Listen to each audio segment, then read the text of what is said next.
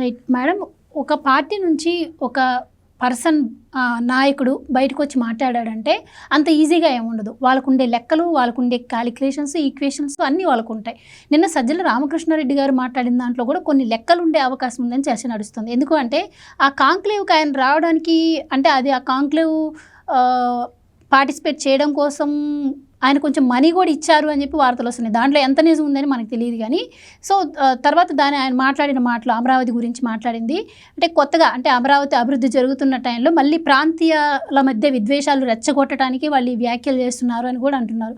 So అది కూడా అయ్యి ఉండే అవకాశం ఉంటుందంటారా? ఇప్పుడు కాంక్లేవ్లో ఎందుకు పాల్గొన్నారు? మీరే అంటున్నారు డబ్బులు ఇచ్చి కాంక్లేవ్కి వచ్చారని. ఇటీవల ఏం కాంక్లేవ్ జరిగింది నేషనల్ లెవెల్లో? చంద్రబాబు నాయుడు గారు ఇండియా టుడే కాంక్లేవ్లో పాల్గొన్నారు, లోకేష్ గారు పాల్గొన్నారు. వాళ్ళు ఏం మాట్లాడారు? వాళ్ళు రాష్ట్ర అభివృద్ధి గురించి మాట్లాడారు, పోలవరం గురించి మాట్లాడారు, పెట్టుబడుల గురించి మాట్లాడారు, ఉద్యోగ కల్పన గురించి మాట్లాడారు, ఎన్ని కంపెనీలు వస్తున్నాయో మాట్లాడారు, నేషనల్ ఇంటర్నేషనల్ వర్తకాల గురించి, వ్యాపారాల గురించి మాట్లాడారు. మరి వాళ్ళిద్దరూ అలా మాట్లాడేస్తే మరి వైసీపీ వాళ్ళు మాట్లాడాలి కదా, వైసీపీ వాళ్ళతో మాట్లాడాలి. అందుకే మరి వాళ్ళు ఇలాగా లోకల్ ఇది ఛానల్ అది తెలియదు కాబట్టి ఈ ఛానల్ ఎంచుకుని మీరు అన్నట్టుగా డబ్బులు ఇచ్చారో ఏం చేశారో మొత్తానికి వీళ్ళ ద్వారా ఒక దాంట్లో పాల్గొన్నారు. పాల్గొంటే ఏం మాట్లాడతారు? ఇప్పుడు మేము ఇన్ని పెట్టుబడులు తెచ్చాము, అన్ని పెట్టుబడులు తెచ్చామని చెప్పలేరు కదా. నేనేం మాట్లాడాడు సజ్జల? మేము ఎక్కడ పంపించేసాము, ఇదేంటి పెద్ద పెద్ద కంపెనీలను అంటాడు. లులు పెద్ద, అదేమన్నా పెద్ద వ్యాపారమా, లేకపోతే లులు చేసేదాని ఉద్యోగ కల్పన అది అంటూ రకరకాలుగా మాట్లాడాడు. అంటే వీళ్ళకి బేసిక్ నాలెడ్జ్ లేదనేది నిన్న సజ్జలు ఇంకోసారి ప్రూవ్ చేసుకున్నారు.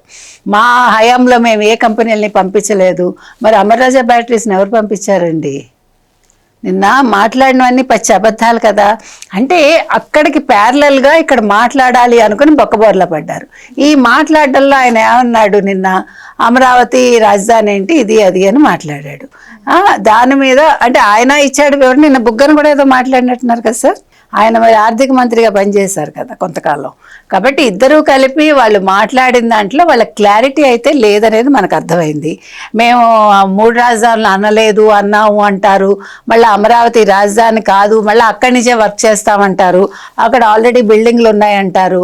ఈసారి వైసీపీ వస్తే అక్కడి నుంచే పరిపాలన కొనసాగిస్తుందంటారు. అంటే ఎంత కన్ఫ్యూజన్లో వాళ్ళు ఉన్నారో మీకు అర్థమైంది. ఇప్పుడు ఆయన సార్ చెప్పినట్టుగా అంతకు ముందంతా అది గ్రాఫిక్స్, చంద్రబాబు నాయుడు గారు 14 to 19 మధ్యలో గ్రాఫిక్స్ చూపించారు అన్నారు.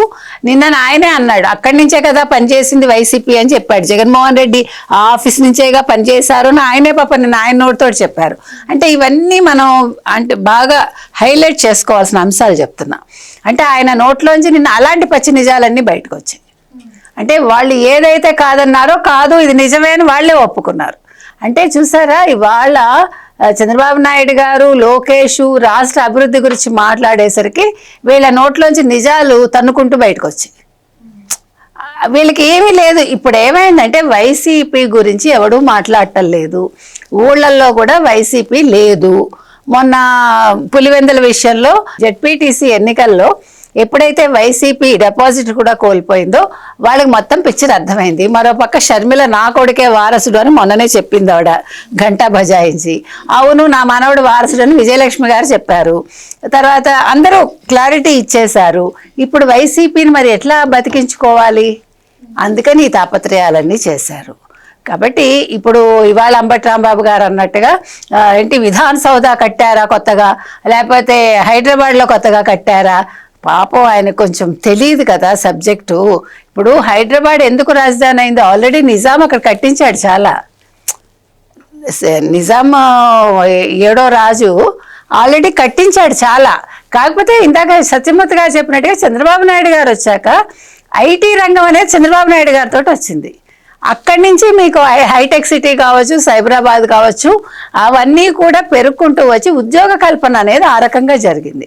అంటే ఒక సాధారణ మధ్యతరగతి మనిషి ఒక కారు కొనుక్కోవడమైనా, ఒక ఇల్లు కొనుక్కోవటమైనా, తల్లిదండ్రులకు డబ్బులు పంపించటమైనా అది మొదలైంది చంద్రబాబు నాయుడు గారితో. అది ఒప్పుకోవాల్సిన సత్యం అది. ఇప్పుడు మీకు ఒక వ్యక్తి నచ్చడం నిజాలు కాకుండా పోతాయి అవి. అంటే చంద్రబాబు నాయుడు గారు చేసింది అది. అంతవరకు మనకి చాలా తెలియదు. ఒక కారు కొనుక్కోవడం అంటే అదేదో చాలా పెద్ద విషయం. అక్కడ అలా అలవోకగా అన్ని అలవాటు చేశారు ఆయన. అంటే ఒక ఐటీ రావడం వల్ల ఇన్ని మంచిలు జరిగాయి, అది నేను చెప్తున్నా. కాబట్టి ఇవాళ వీళ్ళు మాట్లాడతారు, తెలియదు కదా. ఒక ఇది రాజధాని అంటే కట్టాలా అంటే కట్టాలి, మరి అప్పులు చేసి కట్టరు. ఇందాక వివరించారు కదా ఎవరు, సత్యమూర్తి గారు. మనం ఒకటి ఇచ్చామంటే, ఒకటి డెవలప్ చేసామంటే అదే మనకు మళ్ళీ తిరిగి ఇస్తుంది పెట్టుబడి. ఇప్పుడు ఒక చోట మీరు ఒక 4 ఇళ్ళు కడతారండి, అది అంతవరకు బీడు భూమిలాగా ఉంటుంది. ఒక మనిషి వచ్చాక, 4 మనుషులు అంటే 4 కుటుంబాలు వచ్చాక అక్కడ అవసరాలు పెరుగుతాయా? అక్కడి నుంచి ఓ పాలవాడు వస్తాడు, ఇంకెవరో వస్తారు, గేదెను కొనుక్కుంటారు, అక్కడ వచ్చి ఇల్లు కట్టుకుంటారు. ఇట్లా మొత్తం జనజీవనం పెరిగి ఒక కాలనీ ఏర్పడుతుంది. రాజధాని అయినా అంతే, ఒక్క రోజులో రెడీ అవ్వదు. కాకపోతే చంద్రబాబు నాయుడు లాంటి వాళ్ళు ఉండడం వల్ల ఏమవుతుందంటే, అతనికి దూరదృష్టి ఉంది కాబట్టి, విజన్ ఉంది కాబట్టి ఇవాళకి ఆయన నిర్మాణం మొదలు పెట్టరు. ఇవాళ నిర్మాణం 500 ఎకరాలతో సరిపోతుంది, అదే వాళ్ళు చెప్పేది. ఇక్కడ 33,000 ఎకరాలు ఆయన దాని గురించి ఎక్స్ప్లెనేషన్ ఇచ్చారు ఫుల్గా. అది ఎప్పుడైనా వాళ్ళు వేసుకుని వింటే వాళ్ళకి అర్థం అవుతుంది. అంటే మీరు ఇప్పుడు ఏదైతే మాట్లాడారో ఇదంతా కూడా ఈ సజ్జల గారికో, జగన్మోహన్ రెడ్డి గారికో, అంబటి గారికో తెలియక కాదు. మనం చూస్తున్నాం. అంటే నిన్న కాంక్లేవ్లోనే కాదు, అమరావతిని ఎప్పుడైతే మళ్ళీ రీబిల్డ్ చేయడం స్టార్ట్ చేశారు, అప్పటి నుంచి అమరావతి మునిగిపోతుంది, ఇట్లా రకరకాలు చాలా మంది లేఖలు రాయడం, అంతా అంటే అడ్డుకునే ప్రయత్నాలు ఇప్పటికీ జరుగుతుంది, చేస్తారు. లేదు కాబట్టి మళ్ళీ పాత ప్రాంతీయ విద్వేషాలు. అసలు నిన్ను ఎవడడిగాడు నిన్న కాంక్లేవ్కి రమ్మని? ఇంకోసారి మొహం పచ్చడి చేయించుకోవటం కాకపోతే.